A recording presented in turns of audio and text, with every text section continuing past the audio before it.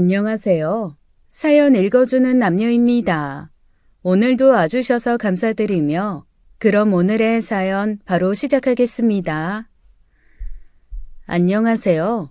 저는 오랜 교직 생활을 은퇴하고 평범한 주부로 살고 있는 70대 여성입니다.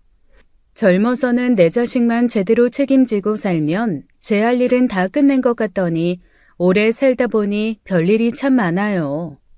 그래도 여느 평범한 가정과 다를 바 없다고 생각했는데 그 평범한 삶이 깨진 건 아들이 재혼하면서부터였던 것 같습니다.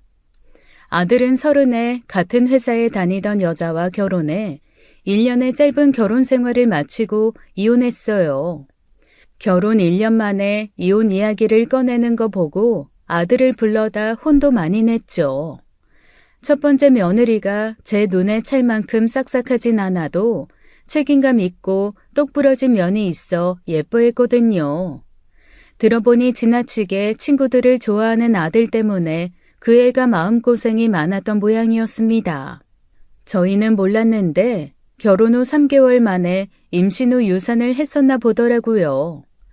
몸도 마음도 추스르며 안정해야 할 시기에도 아들은 자기 친구들과의 약속이 먼저였던 것이죠. 내 자식 부족해서 살기 싫다는 애를 무슨 수로 잡겠어요.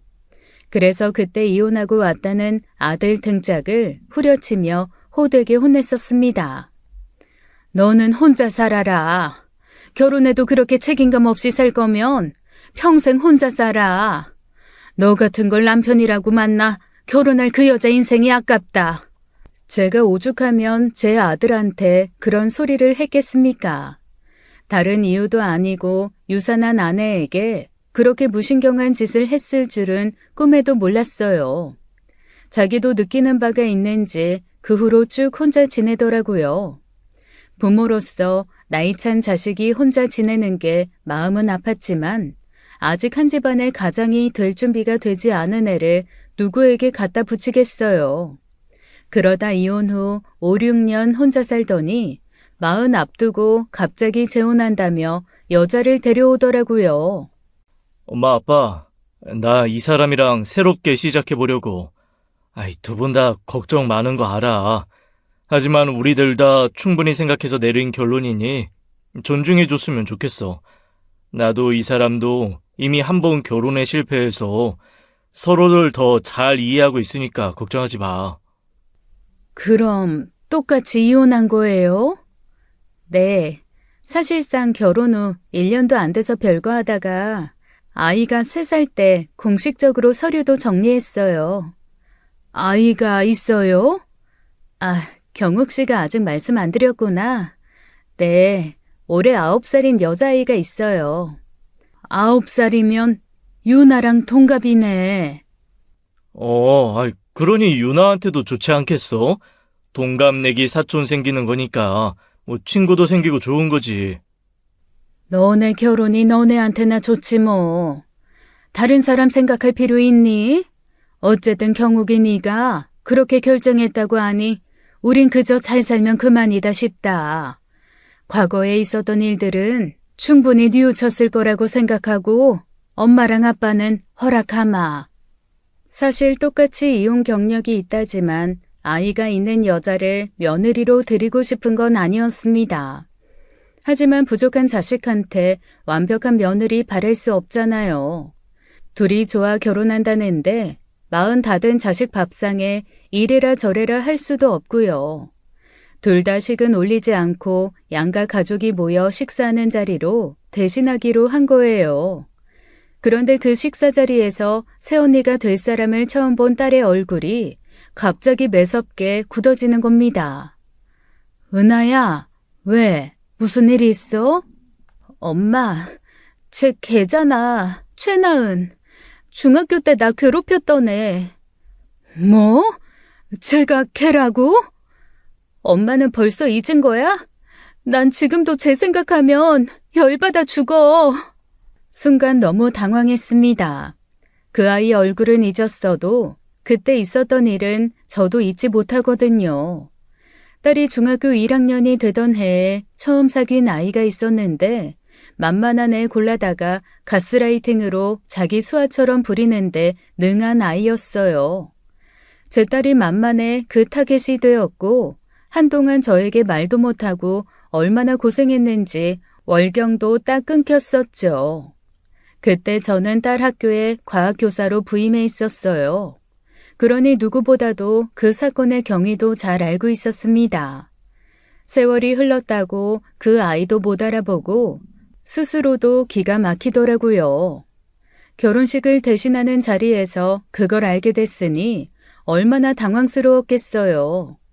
식사 내내 표정 관리도 안 되고 음식이 코로 들어가는지 입으로 들어가는지도 몰랐죠. 저희 태도가 영 거슬렸는지 결국 안 싸더니 한마디 하더라고요. 아무리 둘 다 헌신랑 헌신부라지만 그래도 좋은 자리인데 사돈 표정이 너무 안 좋네요. 괜히 마음 불편하게.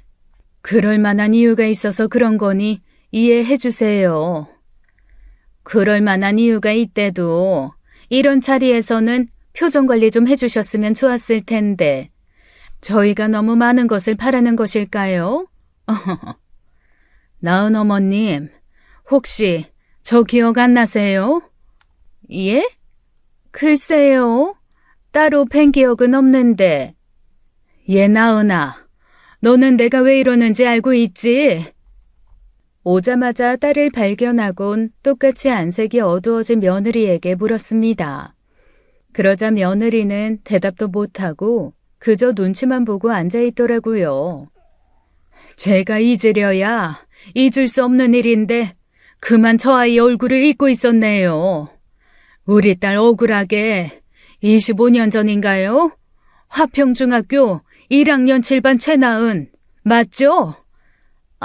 아니 그걸 어떻게... 저 모르시겠어요?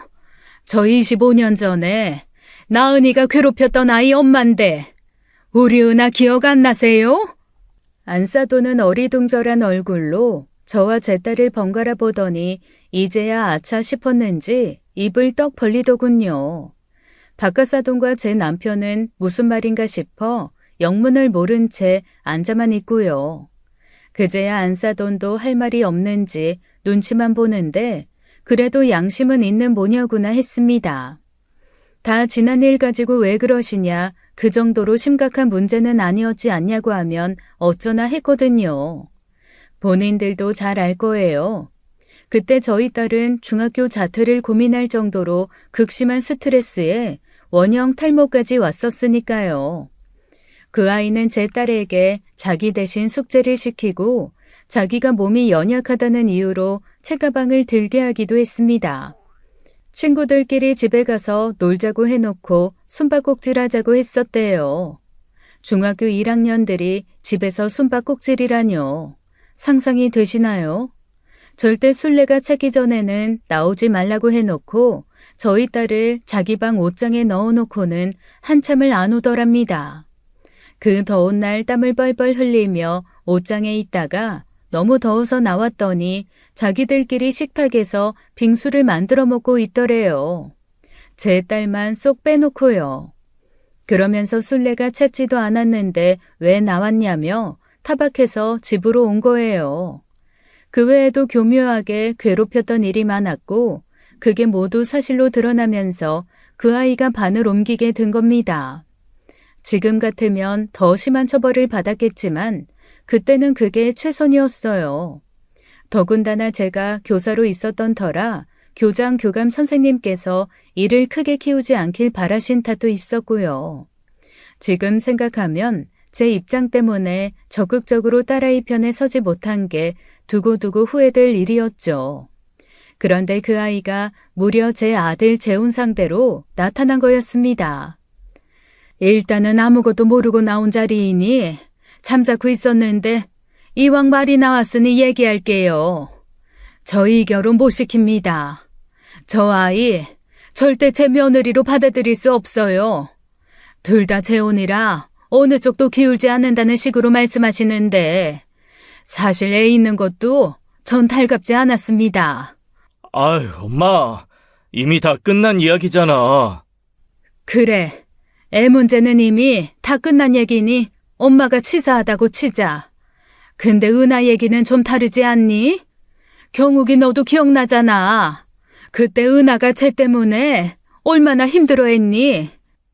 그렇지만 여기까지 오셨는데 나은이 아버님 어머님께서도 양해해 주셨으면 하네요. 저한테 자식이 경욱이만 있는 게 아니라서요. 사돈, 그러지 마시고 이야기 좀 들어보세요. 그때 일은 두고두고 갚아가며 살게요. 그 이후에 나은이도 많이 변했어요. 철없을 때 했던 일이고 저희도 한 번도 잊어본 적 없습니다. 어머니, 죄송해요. 저는 은하가 경욱 씨 동생이라는 거 정말 몰랐어요.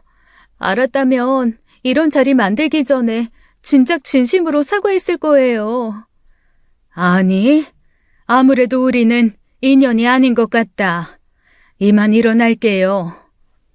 그렇게 갑작스레 결혼식 겸 만나게 된 자리는 파토가 났고 그 일로 아들은 남편에게도 호되게 혼이 났습니다. 알면서도 이미 지난 일인데 너무한 거 아니냐 그런 이야기를 했거든요. 남편은 모르면 몰랐지 어떻게 알면서 그 결혼을 밀어붙일 수 있냐고 절대 용납 못한다고 했고요. 하지만 아들은 보통은 아니었습니다. 기어이 둘이 살림을 차리고 살더라고요. 그 아이 자식도 친양자로 들여 성씨까지 바꿔주면서요.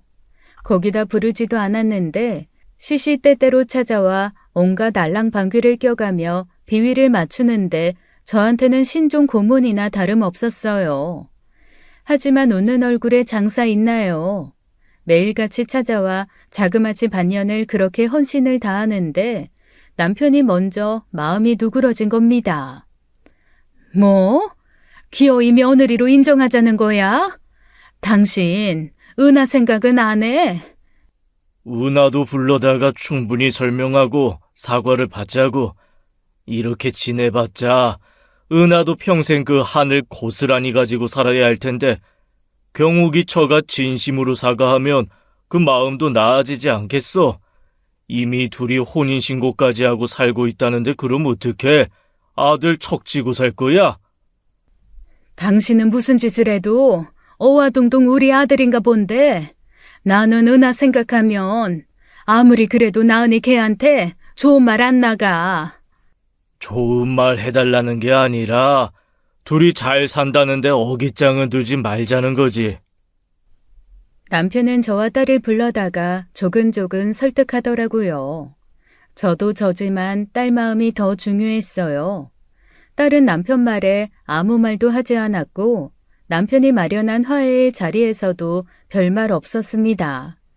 그 아이는 딸에게 무릎을 꿇고 앉아 울면서 잘못했다고 하더라고요. 은하야, 정말 미안해. 내가 그땐 너무 어리고 철이 없어서 그게 너한테 큰 상처가 될 거라는 거 생각을 하지 못했어. 시간을 되돌릴 수 있다면 얼마든지 그렇게 해서 절대 그런 일이 일어나지 않도록 했을 거야. 나 한 번만 용서해주라. 앞으로 두고두고 갚을게, 어? 그땐 솔직히 제가 봐도 진심이 느껴지는 사과더라고요. 그게 악어의 눈물인 줄도 모르고요. 언제나 마음 약한 쪽이 피해를 보는 세상이라는 냉혹한 현실을 나이 60이 다 되어가던 그때에도 알지 못했습니다. 그때 딸이 그러더라고요. 용서가 되는 건 아니어도 이미 지난 일이니 묻어두고 갈 수는 있다고요. 오빠 배우자로서 최소한의 존중은 하겠지만 그게 전부라 그 이상은 바라지 말라고 딱 선을 그었죠. 그건 저도 동의하는 바였습니다. 저도 딱 그런 심정이었거든요. 어떻게 그 일이 용서가 되고 없던 일이 되어 웃으며 지내겠어요. 오랜 교직 생활을 해왔지만 저도 인간이었고 참 용서라는 의미를 되새기기엔 부족한 인간일 뿐인데요. 그래서 그 애를 불러다가 확실히 해두었죠. 널 받아주기로 했다고 해서 지난 일을 완전히 없었던 일로 하긴 힘들어.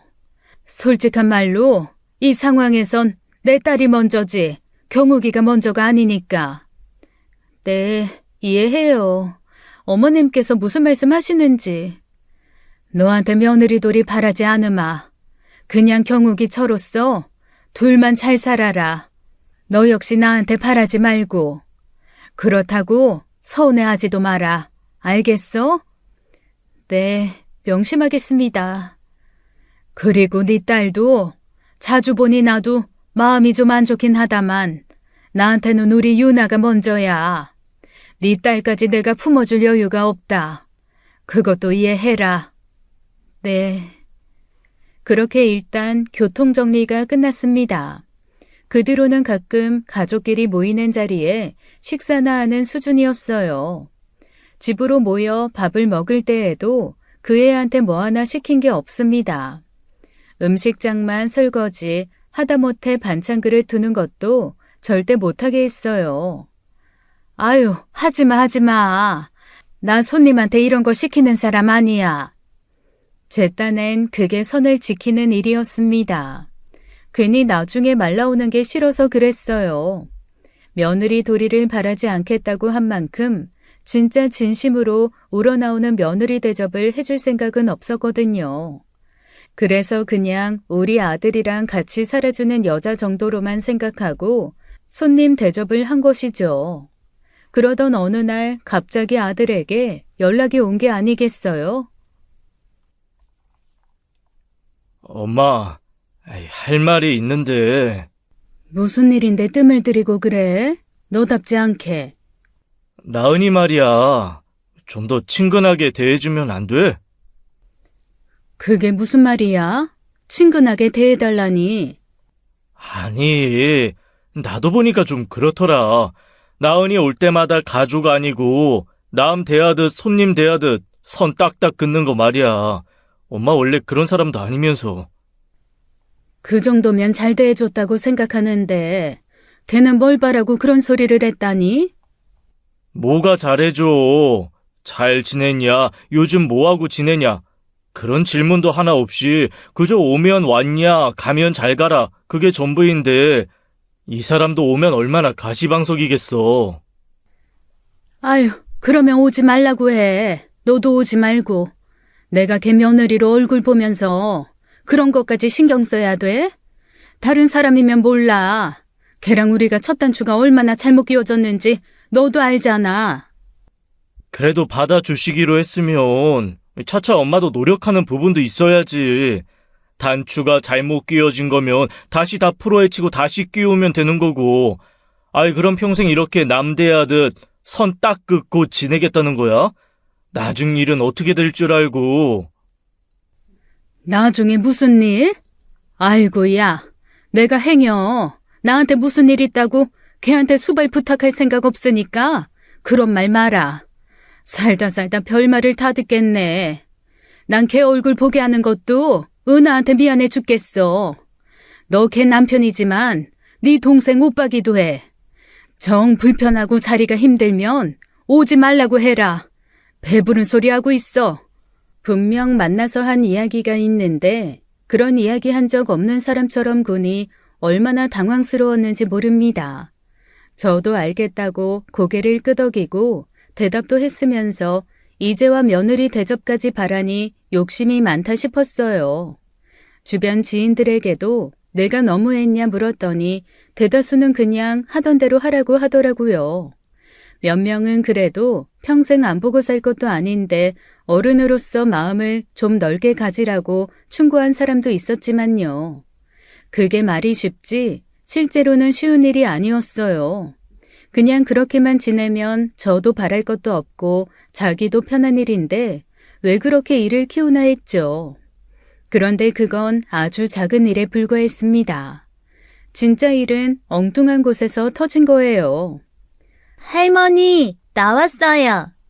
아이고, 우리 이쁜 강아지 유나 왔어?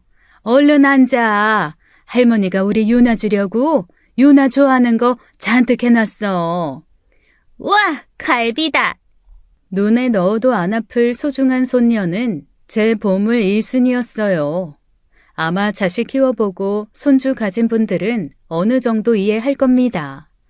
내 자식 키울 때는 그저 하루하루 사는 게 바빠 양껏 사랑을 주고 키우지 못했는데 손주 보니까 그때 자식들한테 못 준 사랑을 아낌없이 주게 되더라고요. 그 작고 요망진 것이 얼마나 예쁜지 몰라요. 딸이 아이를 낳았을 때부터 애가 해달라는 건 다 해주자고 그렇게 다짐했죠. 아들도 제 자식 하나 있으면 좋았겠지만 자기 복이 거기까지니 어쩌겠어요.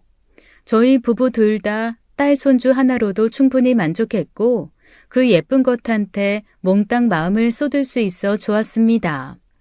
그런데 그 사이에 며느리 딸이 불청객처럼 끼어든 거예요. 나도 갈비 좋아하는데. 너도 먹어라. 너무 멀어서 팔이 안 닿아요. 며느리 밉다고 그 아이까지 미워할 수는 없었지만 솔직히 친손녀만큼 정이 가진 않았습니다. 그래도 애한테 그 마음까지 들키지 말자 싶어 그 아이를 안 챙긴 것도 아니었어요. 저도 모르게 갈비 접시를 제 손녀 앞에 두긴 했지만 그만한 똑같은 양을 그 아이 몫으로 따로 얹어줬고요. 9살이면 알 거 다 아는 나이이니 저도 조심한다고 조심한 거 많습니다. 앞에서 주는 용돈은 똑같이 주고 뒤에서 몰래 불러다가 더 주는 식으로요. 손녀도 눈치가 빠른 편이라 제가 몰래 하는 행동의 의미를 잘 알고 그의 앞에서 티내지도 않았어요. 문제가 터진 건 손녀의 피아노 대회 때였습니다. 피아노 대회에 나간다는 소식을 듣고 커다란 꽃다발을 준비해 갔었어요. 결과가 어찌됐든 큰 무대에서 심사를 받는 일이라고 하니 그저 그게 예뻐서 구경하러 간 거거든요. 그런데 알고 보니 그 대회에 며느리 딸도 출전한 거였습니다. 저도 남편도 아들에게서 전에 들은 바가 없어 그 자리에서 얼마나 당혹스러웠는지 몰라요. 공교롭게도 둘 다 상을 받은 터라 그 애한테 줄 꽃다발이 없어 난처했죠. 남편은 용돈이나 좀 주자고 했고 저도 그러면 되겠다고 생각했습니다. 그런데 제가 상을 받고 내려온 손녀에게 꽃다발을 주는 순간 그 애가 그 꽃다발을 획 낚아채는 거예요. 이거 저 주려고 사오신 거죠? 저 주려고 사오신 거잖아요. 어? 아니 혜림아, 그게... 그래, 혜림이 너도 축하한다. 저는 그 꽃다발의 주인이 따로 있다는 걸 알려주고 싶었는데 남편은 이왕 이렇게 된 거 어쩌겠냐며 그냥 넘어가자더라고요. 하지만 전 그냥 넘어갈 수가 없었어요. 그 아이 행동이 너무 영악하게 느껴졌거든요. 자기를 위해 준비한 꽃다발이 아니란 걸 알면서 그 자리에서 그렇게 이야기함으로써 어른들과의 대화에 주도권을 잡으려는 대화 방식이었죠. 저 수십 년 교직 생활로 그 아이 행동이 얼마나 잘못된 행동인지 누구보다 잘 알고 있었습니다. 게다가 눈앞에서 꽃다발을 빼앗긴 착한 손녀의 마음을 위해서라도 가만히 있을 수가 없었죠. 이왕 만난 김에 다 같이 점심을 먹으러 가자더라고요. 그래서 저는 다른 식구들을 모두 식당으로 보내고 혼자 꽃집에 가서 더 크고 좋은 꽃다발을 사다 주었습니다. 할머니가 우리 유나 얼마나 사랑하는지 알지? 축하해 유나야. 우와, 할머니, 감사합니다. 너무 예뻐요. 그렇게 문제가 해결될 줄 알았는데 그게 아니었습니다. 밥을 다 먹고 헤어지는데 먼저 일어나 보겠다는 아들 부부가 사라진 후 손녀에게 다시 사다 준 꽃다발이 사라진 걸 알아챘거든요. 뭐야?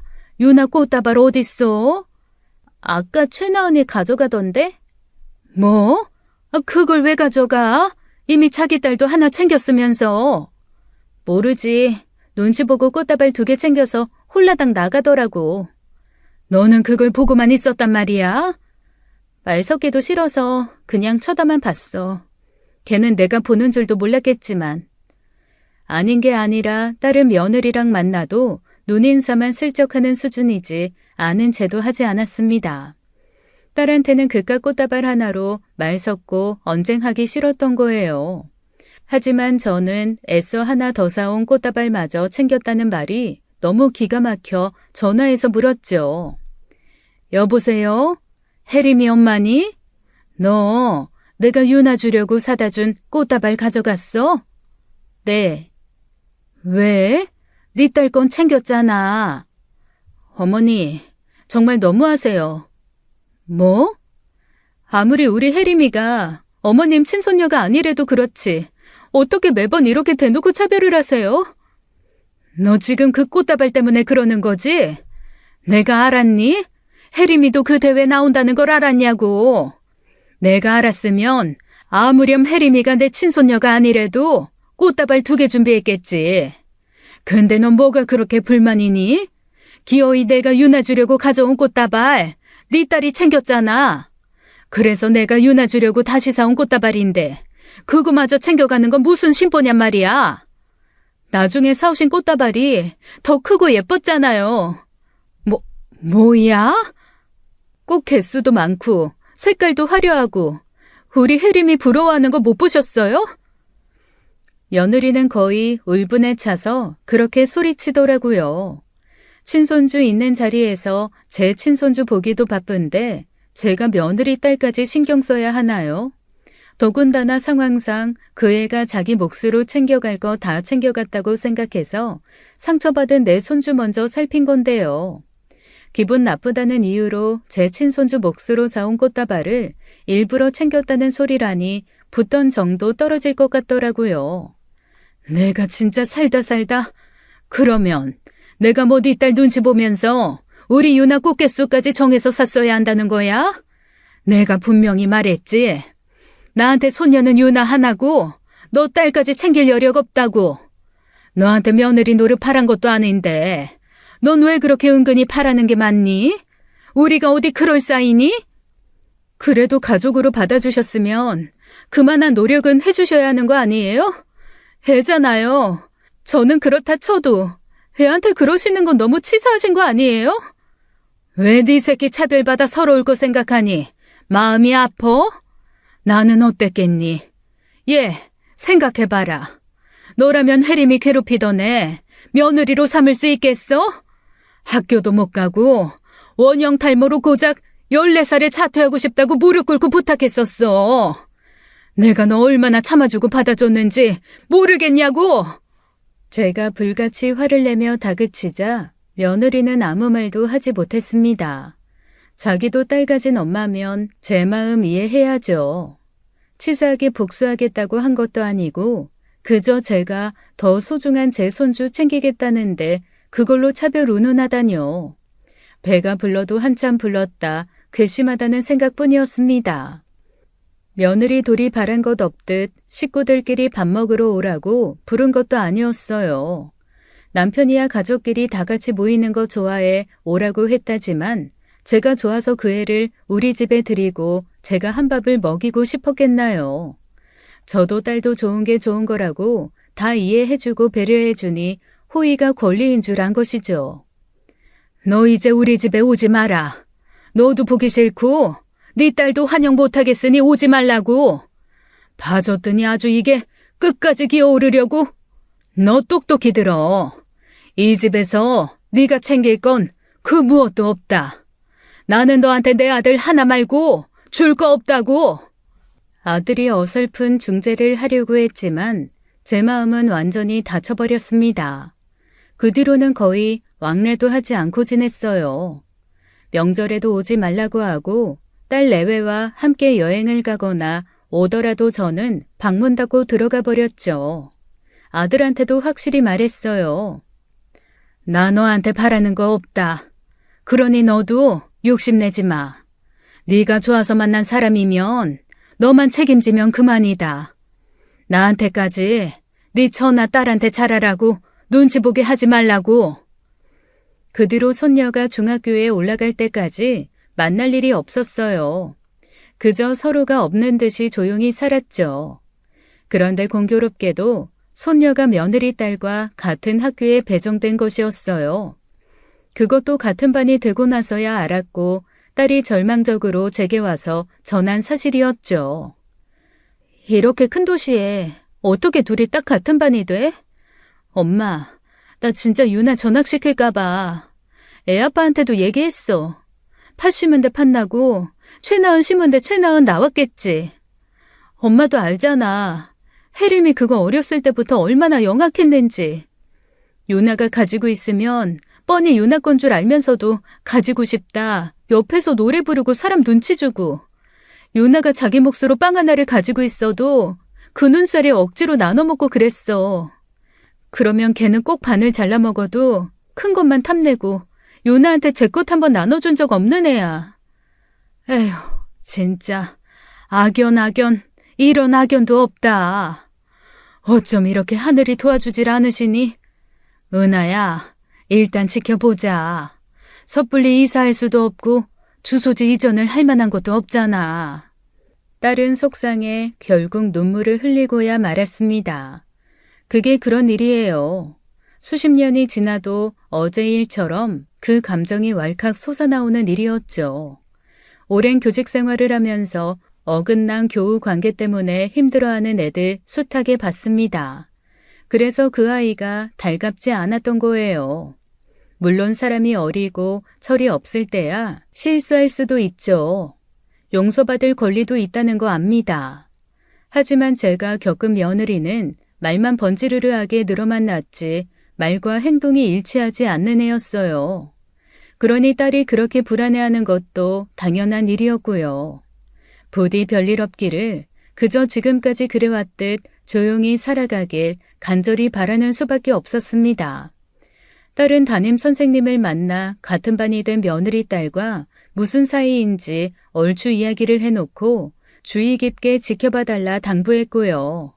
그렇게 한 학기를 무사히 지나나 했는데 개학을 앞둔 어느 날 손녀가 학교에 가지 않겠다고 버틴 겁니다. 뭐? 유나가 학교를 안 가려고 한다고? 아니 왜? 설마 혜림이 걔가 뭘 어쨌대? 모르겠어. 도통 말을 안 해. 엄마도 이런 기분이었어? 유나한테 무슨 일이 있는 건 분명한데 입을 조개마냥 꽉 다물고 있어서 답답해 죽겠어. 아휴, 얼마나 속이 상했으면 그래. 그래도 살살 달래서 입을 열어봐. 그렇다고 그냥 지나칠 수도 없는 문제잖아. 1학기 조용히 버티는 것 같더니 왜 개학날 다 돼서 그러는 거래? 학원에서 무슨 문제 있었던 건 아니고? 일부러 걔랑 같은 학원 안 보내려고 얼마나 알아보고 보냈는데 방학 때 마주친 건 아닌 것 같은데 대체 어떻게 된 일인지 모르겠어. 딸은 속이 새까맣게 타들어가는 듯 안절부절 못했습니다. 그 기분 제가 아니면 누가 알겠어요.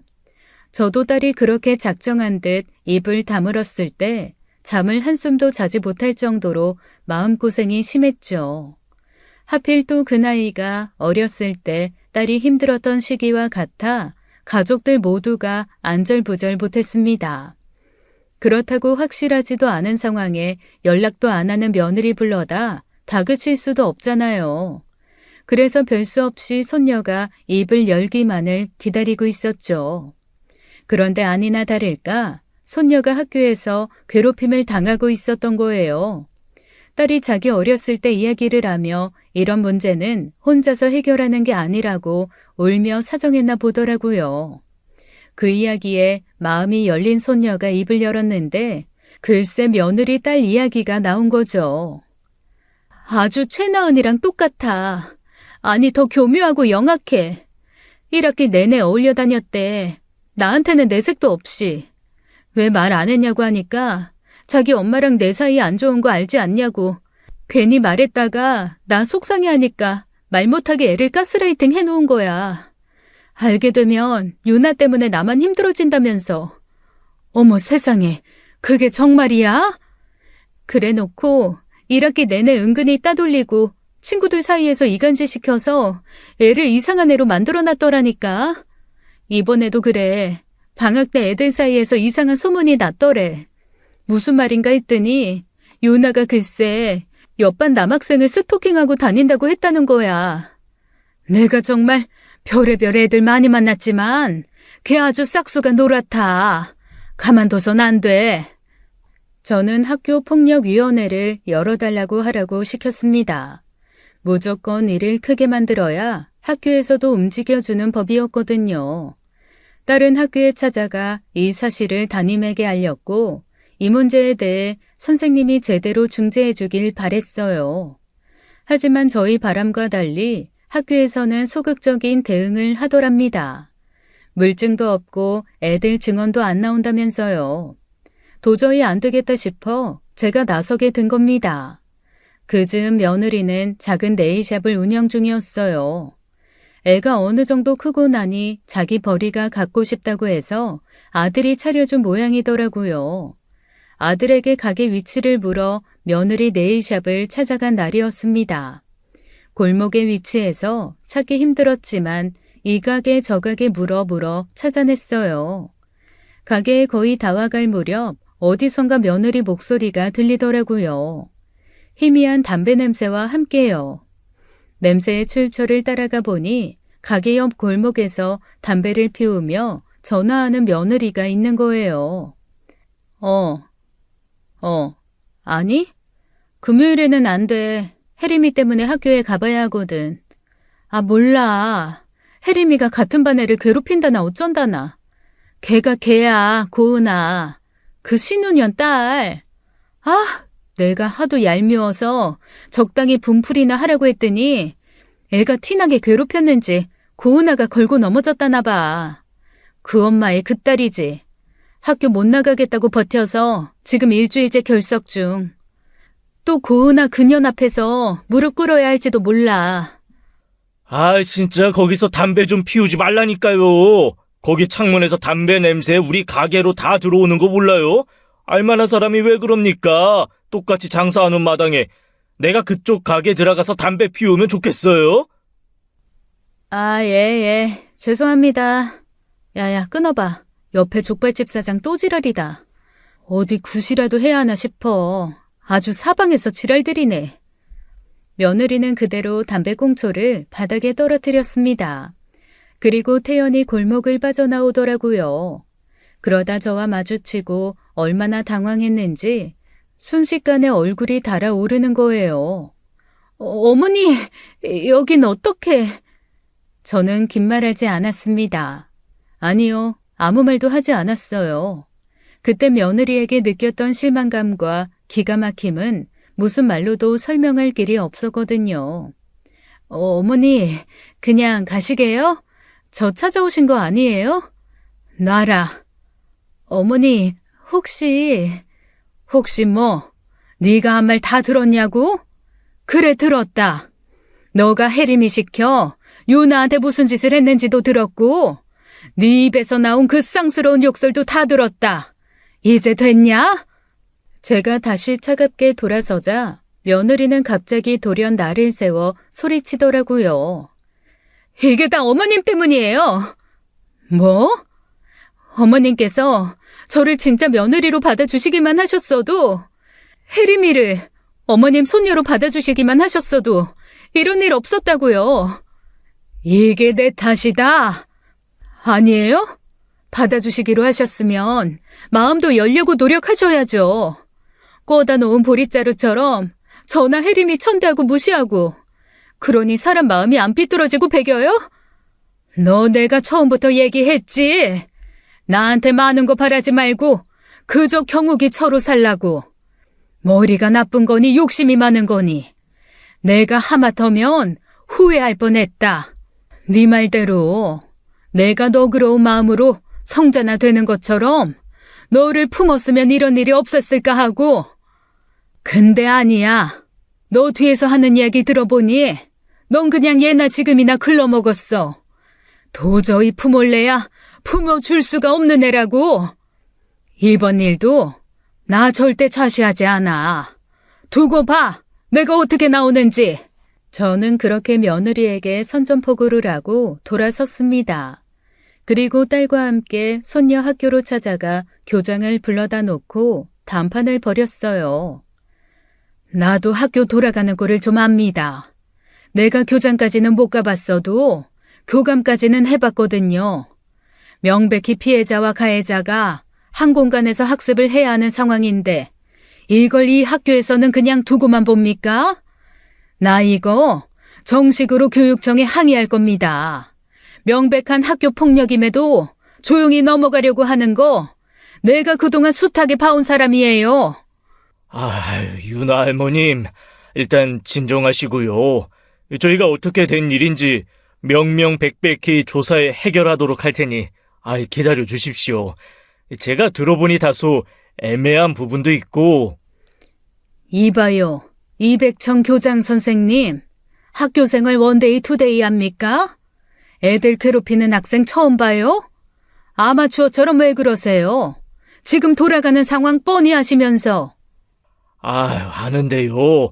이게 사회에서도 어떤 사건에 대해 확실한 피해 상황을 증명하려면 그에 따른 증거도 있어야 하고 증인도 있어야 하지 않습니까?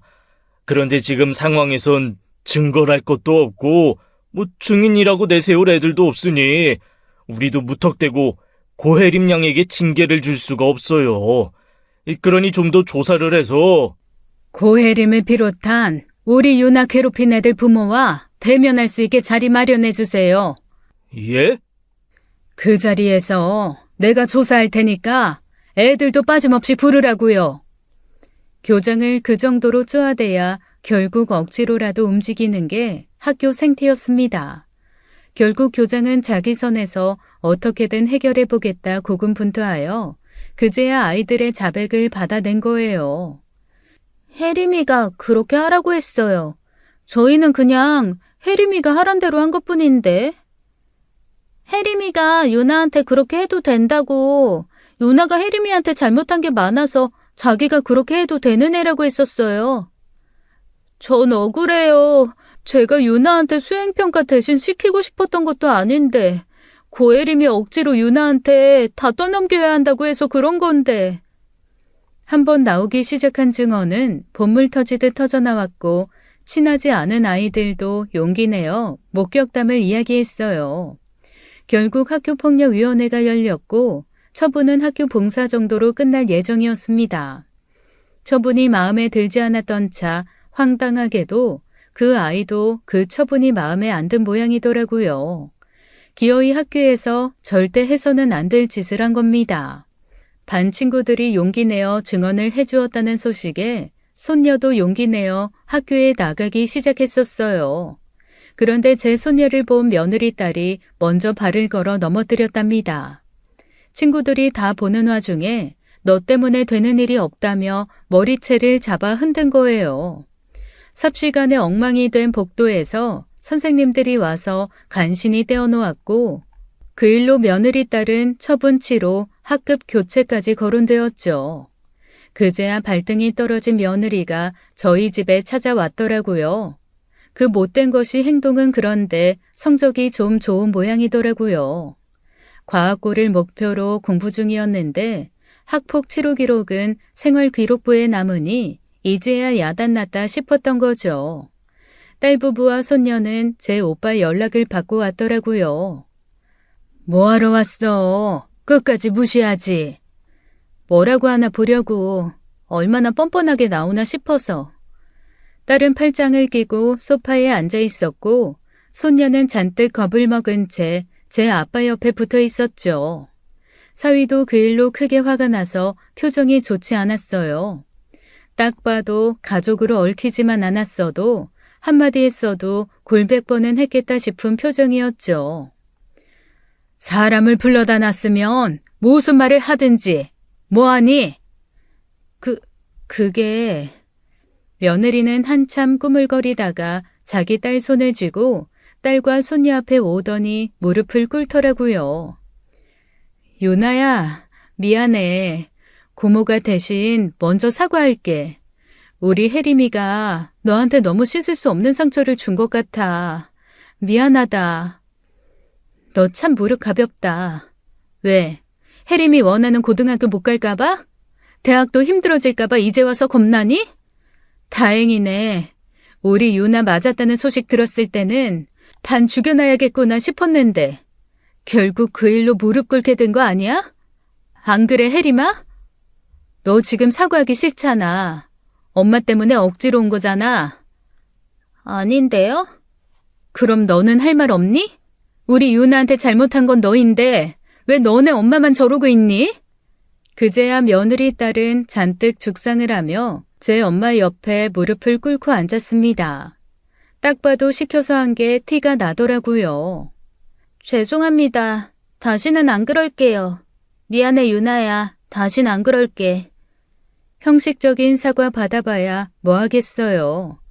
딸은 그럴 줄 알았다는 듯 실망 가득한 얼굴로 그저 바라만 보았죠. 그러자 아들이 나서서 그러더군요. 자, 이제 됐지? 사과도 했고 문제 없잖아. 그러니까 은하 너도 적당히 해. 언제까지 해묵은 일로 유치하게 굴 거야? 넌 가만히 못 있어? 등신 같은 게 어쩜 그렇게 정신머리가 없어. 뭐가? 아이, 중재하려는 거잖아, 중재. 그게 중재야? 지금 네가 하는 짓이 중재야? 딸은 무거운 한숨을 쉬며 손녀를 데리고 가버렸습니다. 결국 딸은 며느리 딸을 선처하지 않았어요. 학급이 교체됐고 생활기록부에도 기록이 되었죠. 2번 다시 이런 일이 있으면 2번, 3번 끝까지 물고 늘어질 거라고도 경고도 해두었습니다. 다행히 그 후로 3학년 때까지 같은 반이 된 적도 부딪혀서 말 한마디 나눈 적이 없다더라고요. 다행히 고등학교는 다른 곳으로 가게 됐고 그렇게 남처럼 지내려나 싶었습니다. 그 끈질긴 인간들이 주제도 모르고 계속 들러붙을 줄은 꿈에도 몰랐죠. 며느리 하나 잘못 봐서 아들이랑 남처럼 살아 속상한 거야 어쩔 수가 없었습니다. 아들이 여자 보는 눈이 없고 저도 똑같아서 자기 수준에 맞는 여자 만나 사는 걸 누구 탓을 하겠어요. 손녀는 서울에 있는 대학에 합격했고 기숙사에 들어간다는 손녀 위해 저희는 전세 자취방을 얻어주었죠. 안 그래도 되는데 기숙사 들어가도 돼. 기숙사도 좋지만 따지고 보면 이래저래 신경 쓸 것도 많아서 힘들어. 할머니 할아버지가 이만한 능력이 되는데 뭐 어떠냐? 난 우리 유나 위해서 못할 게 없어. 손녀가 순조롭게 대학 입학 준비를 할 즈음 아들에게서 연락이 왔습니다. 궁금하진 않았지만 손녀와 동갑인 그 아이도 대학에 들어갈 시기이니 뭔가 아쉬워한 연락이라는 건 알았어요. 아니나 다를까 아들은 돈을 좀 빌려달라더라고요. 나 회사도 그만둔 지 좀 됐어. 상현이랑 사업 하나 시작했는데 그게 잘 안 풀려서. 당장 혜림이 대학 등록금도 빠듯한데 애가 자취하고 싶다는데 어떡해. 네가 마음으로 낳은 딸은 네가 책임져야지. 다른 것도 아니고 혜림이 문제로 나한테 손을 벌린단 말이야. 아서라 아서. 나는 그럴 돈은 먹고 죽을래도 없으니. 엄마, 그러지 말고 혜림이 학교도 좋은 데로 갔단 말이야. 유나보다 더 좋은 대학 들어갔으니 어떻게 보면 엄마 자랑인데. 하여간 학교 폭력 처분 기록 하나 쓸모없지. 좋은 대학 갔다고? 그럼 그걸로 만족하라고 해. 없는 형편의 자취는 무슨 자취야? 하나부터 10까지 다 돈인데. 그리고 혜림이가 어떻게 내 자랑이니? 남인데. 네 딸이라고 내 손녀 되는 거 아니야. 엄마, 그러지 말고. 유나 대학 간다고 돈 좀 썼을 거 아니야. 더도 말고 덜도 말고 딱 원룸 보증금만, 월세는 내가 어떻게든 할 테니까. 월세고 보증금이고 네 자식한테 쓸 돈 없다니까. 시간이 그렇게 지났는데도 그 덜 떨어진 놈은 정신을 못 차리고 그렇게 헛소리를 하더라고요. 자기가 품기로 한 자식이면 끝까지 자기가 책임져야지. 아무리 부모라지만 손 뻗을 일에 손을 뻗어야죠. 그런데 그 문제는 손녀가 자취방에 들어간 뒤 또 불거졌습니다. 대학 생활을 시작한 지 일주일도 안 됐을 거예요. 딸이 잔뜩 화가 나서 전화를 했더라고요. 엄마, 나 지금 경찰서. 그게 무슨 말이야? 유나 집에 불법 침입자가 있어서 말로 안 통해서 경찰서 왔어. 불법 침입자? 아니, 세상에, 그 동네 안전하다고 했잖아. 동네는 안전한 동네였어요. 가족 중에 안전하지 않은 사람이 있어 문제였죠. 알고 보니 그 불법 침입자의 정체는 며느리 딸이었습니다. 물론 그애 혼자 한 일은 아니었어요. 어떻게 알았는지 손녀가 자취방을 알아내 아들과 며느리가 작심하고 그 집의 짐과 함께 애를 밀어 넣은 거예요. 놀란 손녀가 집으로 연락했고 딸이 제 오빠한테 연락해도 도저히 안 되겠다 싶어 사위와 함께 간 모양이더라고요. 나가라, 싫다, 그렇게 실랑이를 하다 결국 경찰이 왔고 그렇게 경찰서에 가게 된 것이었죠. 경찰서에 가서도 뻔뻔하게 그러더래요. 배째, 난 몰라. 여기 아니면 우리 혜림이 갈 곳도 없고 방법도 없어. 그러니까 같이 살게 하든지 아니면 둘 다 못 살던지야. 우리 혜림이 안 받아주면 유나도 그 집에서 못 살아. 뭐 이런 게 다 있어? 어이가 없어서 진짜. 너 미친 거 아니니? 네가 왜? 네 딸이 왜 내 딸 자취방에서 살아야 하는데? 우리 혜림이도 엄연히 법적으로 어머님 아버님 손녀야. 고시 성 달고 사는 애라고. 근데 이건 해도 해도 너무하지. 어떻게 이렇게까지 차별을 해? 야, 너 무슨 대단한 착각을 하는 모양인데 고시 성 달고 법적으로 오빠 딸이라고 해서 우리 엄마 아빠가 네 딸까지 챙겨야 하는 의무는 없어. 대체 뇌 구조가 어떻게 생겨먹었길래 머리가 그렇게 안 돌아가? 모르겠고 배째, 그 집 앞에서 우리 혜림이 노숙시키는 한이 있더라도 절대 못 물러서니까. 야, 고경욱, 너는 입이 없어? 지금 이 상황에 그렇게 남일처럼 보고만 있을 거야? 형님, 저도 참을 만큼 참았습니다. 이거 해도 너무하잖아요. 엄밀히 말해 혜림이 우리 유나 괴롭힌 학교 폭력 가해자예요. 피해자와 가해자가 한 집에서 같이 산다는 게 말이나 됩니까? 가해자요? 저기요, 말이 좀 심하시네. 누가 보면 우리 딸이 범죄자라도 되는 줄 알겠어요. 범죄자지. 그게 범죄자가 아니고 뭔데? 잔말 말고 나가. 네가 배짱 부리면 뭐 나는 가만히 있을 줄 알아? 경찰도 중재를 못하는 첨예한 대립 끝에 딸이 열받아 그 집으로 들어간 거예요. 당분간 그 집을 24시간 지키고 있겠다고 들어가 버린 것이죠. 그렇게 뭐든 해주고 싶은 자식이면 집이라도 팔아서 해주면 될 텐데 곧 죽어도 자기 집은 안 건드려요. 결국 자기 돈은 안 쓰고 제가 친손녀처럼 해주듯 그 아이에게 해주길 바라는 거였죠. 예쁜 구석이나 있으면, 아니 그저 평범한 애였으면 몰라도 정을 줄여야 줄 수 없는 애잖아요. 골치 아픈 일이 생겼다 싶어 그러지 말고 집을 옮기라고 했습니다. 그 문제에 있어선 한 발자국 떨어져서 잠자코 있던 남편이 결정한 일이었어요. 근처에 보안 좋은 아파트 전세 한번 알아봐라. 비밀번호도 있고 경비도 있는 곳으로. 아파트? 유나 아파트 가서 살라고? 아니야, 아빠. 뭐 그렇게 무리를 해. 그 정도는 해. 서울에 아파트 사두면 득이지 실될 거 있냐? 유나 안전하게 사는 거 그게 먼저다. 학교 근처로 한번 알아봐. 남편은 전화를 끊으며 그러더라고요. 이것들이 어디 제대로 배 아파 보라지. 차별하는데 어디 진짜 차별이 뭔지 보여줘야지. 딸이 알아본 학교 근처 아파트의 작은 평수 전세는 무려 5억 5천이나 했습니다. 양가 부모님께 물려받은 돈으로 가지고 있던 상가와 같은 동네에 있던 소형 아파트도 내놓았죠. 그렇게 이사 준비를 마칠 때까지 딸은 손녀와 원룸 생활을 했어요. 그 사이에도 그 집에 들어와 살기 위해 호시탐탐 기회를 엿보는 모양이더라고요. 계약을 다 채우지 못하고 애부터 옮겨 이사했고 애 집을 옮겨줬다는 소식에 며느리가 또 거품을 물고 찾아온 겁니다. 뭐예요? 유나 다른 곳에 집 얻어주셨어요? 지금 집은요? 너들 다시 못 찾아오게 아주 보안 좋은 아파트로 보내고 그 집은 다시 내놨다. 아파트요? 어머니! 나 귀 안 먹었다. 조용히 해라. 유나 아파트 해주실 돈은 있으면서 혜림이 원룸 보증금 해주실 돈은 없으세요? 어머님, 아버님, 왜 그렇게 우리 혜림이만 미워하세요? 정말 너무하시잖아요. 아유, 징징거리지 좀 마라. 그리고 가까이 오지 마.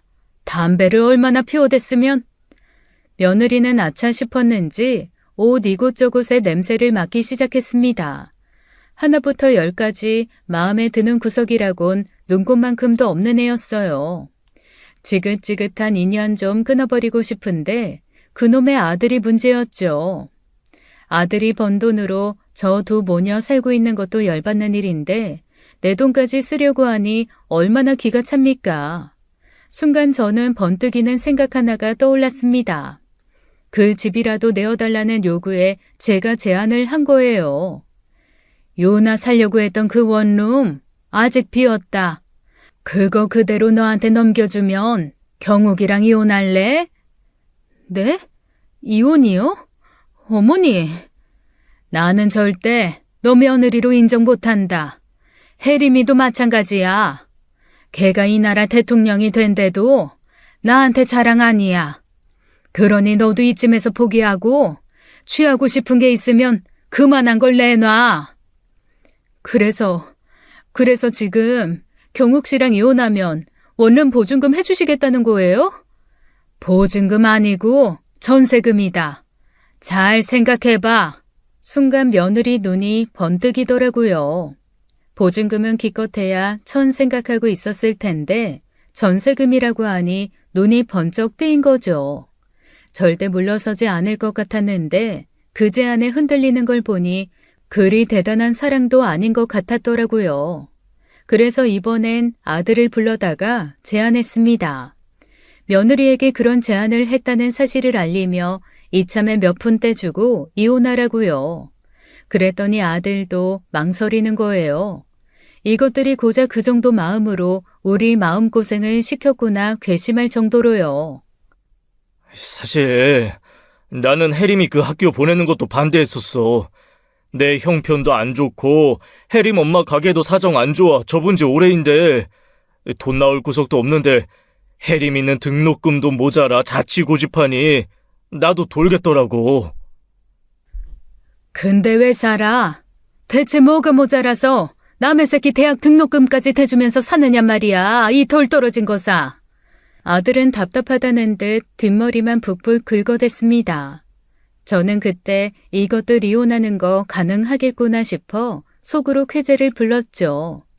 남편은 아들에게 이혼해서 깔끔하게 정리하면 어려운 사업 자금을 좀 도와주겠다고 했어요.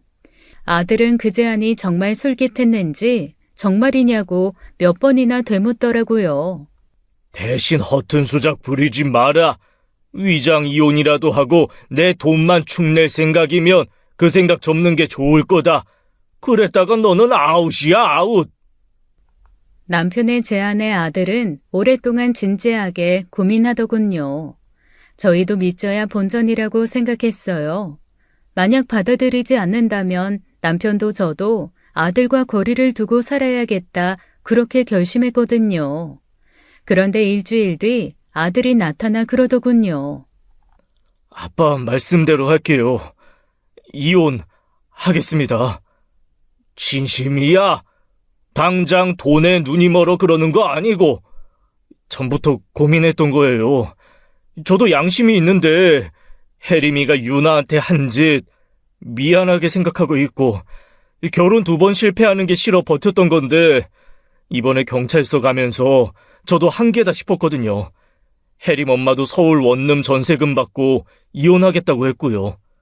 말로만 하지 말고 이혼 서류 딱 가져와서 그때 이야기해. 남편이 그렇게 이야기하자 이혼은 속전속결이더라고요. 2달 뒤 이혼 확정됐다며 서류를 가져와 확인시켜 주었고 저희는 서울집을 그대로 넘겼죠. 근데 몰랐을 겁니다. 그 집은 남편 오랜 지인이 하는 원룸으로 보통 시세보다 더 낮게 책정해서 내어준 것이었어요. 원래는 전세금 1억짜리 집인데 지인이라고 3천으로 아주 거저준 것이었죠. 뒤늦게 전세금이 3천밖에 걸려있지 않다는 것을 안 며느리가 와서 이건 사기라고 난리도 아니었어요. 대체 뭐가 사기라는 거야? 월세 보증금 아니고 전세금 받잖아. 누가 서울 전세금을 3천이라고 생각해요. 그 건물만 해도 기본 전세금이 1억짜리인데 지인이랑 짜고 치는 고스톱이었던 거잖아요. 그러니까 대체 뭐가 문제냐고. 내가 뭐 너한테 1억 준다고 약속했어? 혜림이 머물 방이 필요하다면서. 혜림이 올해까지 머물 수 있는 방이면 된 거 아니야? 그것도 1년 계약이잖아요. 학교 다니는 내내 있는 게 아니라 올해 지나면요? 3천 가지고 어딜 가요? 혜림 아빠랑 이혼하고서 받은 위자료도 택도 없는데. 그게 걱정되면 지금부터 열심히 돈 벌어서 월세 내주면 되지. 내가 그런 문제까지 해결해줘야 하니? 어머니! 이제 어머니 아니고 아줌마라고 불러라. 어머니는 거북스러우니. 그리고 다시는 찾아올 생각도 하지 마. 경욱이 처도 아닌데. 며느리는 억울해했지만 법적으로 문제될 건 하나도 없었습니다. 남편은 아들에게 훗날 상속분을 선증여한다는 공증을 받고 사업자금 일부를 대주었고요.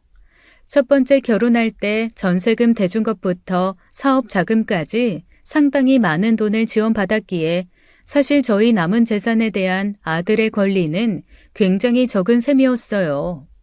반면 딸은 사위가 능력이 있어 혼수자금 2천 말고는 해준 게 없으니 손녀에게 지원해준 게 처음인 셈이었고요. 그것도 남편 이름으로 된 계약된 전세였죠. 딸 부부에게는 말은 안 했지만 서울에 손녀 살라고 마련한 집 전세금은 훗날 저희 부부가 이 세상을 뜨거든 그때 손녀 몫으로 그대로 남길 생각이에요. 지금 살고 있는 집은 두 남매가 어련히 알아서 하겠지만 혹시 몰라 유언장도 남기고 자식들에게도 이야기해뒀습니다. 특히 아들은 며느리 딸에 대한 친권을 포기하지 않으면 상속분 1원도 없을 거라고 으름장을 두었죠. 남을 들여 가족이 되는 거 그거 정말 쉬운 일이 아닙니다. 그러고 보면 혈연이 아닌 결혼으로 맺어진 가족이라는 관계가 얼마나 신기한지 몰라요. 딸과 사위만 보면 남과 남이 만나 어쩜 저렇게 잘 사나 싶다가도 아들 사는 거 보면 결혼 그거 참 신중해야겠다 싶더라고요. 말도 안 되는 며느리 들여 10수년을 골치 아파 보니 이런 재혼하겠다는 지인 있으면 아주 뜯어 말리고 싶습니다. 아무리 자식 인생이라도 자식이랑 영 끊고 사는 거 아니면 결국 우리도 피해를 보니까요. 인생은 겪어야 학습이 되고 학습이 된 시간은 결국 2번 같은 실수를 하지 않도록 해주는 것 같아요. 아들도 학습이 됐을 거라 믿습니다. 그래야 그 나이에 다시 결혼하겠다는 헛소리를 안 할 테니까요. 지금까지 사연 읽어주는 남녀였습니다. 끝까지 시청해주신 여러분 감사드리며 저희는 다음 사연으로 돌아올게요. 감사합니다.